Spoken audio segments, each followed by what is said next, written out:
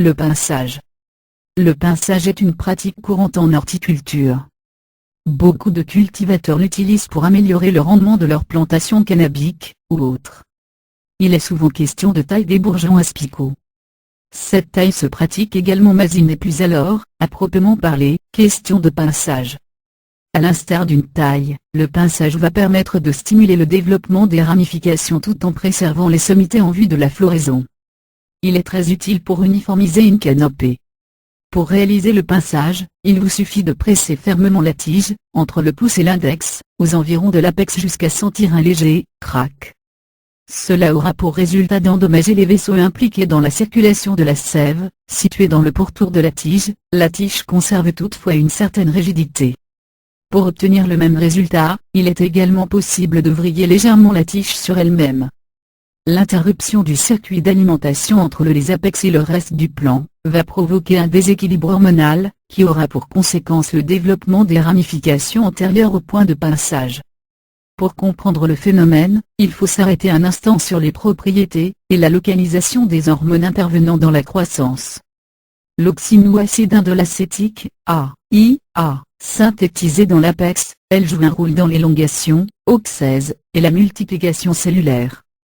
Elle stimule l'initiation des bourgeons mais inhibe leur développement, phénomène de dominance apicale. Les cytokinines, synthétisées dans les racines, elles complètent le rôle de l'auxine dans l'allongement cellulaire en agissant là où cette dernière n'agit pas. Elles interviennent dans la néoformation des bourgeons en contrecarrant l'effet inhibiteur de l'auxine. Il y a donc deux influences antagonistes, celle de l'auxine qui part des bourgeons terminaux vers les racines dont l'effet est inhibiteur, et celle des cytokinines qui part des racines pour monter aux bourgeons dont l'effet est stimulateur.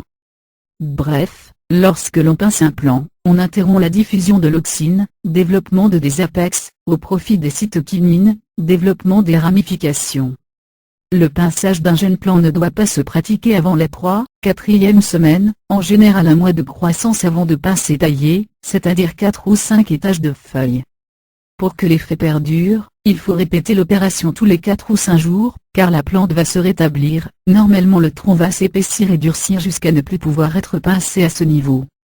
Ces quelques interventions ponctuelles, ne donneront pas lieu à un véritable stress. À l'échelle du développement des végétaux, ce sont plutôt les facteurs agissant sur le long terme, engrais sèche, climat, photopériode, qui peuvent générer un stress.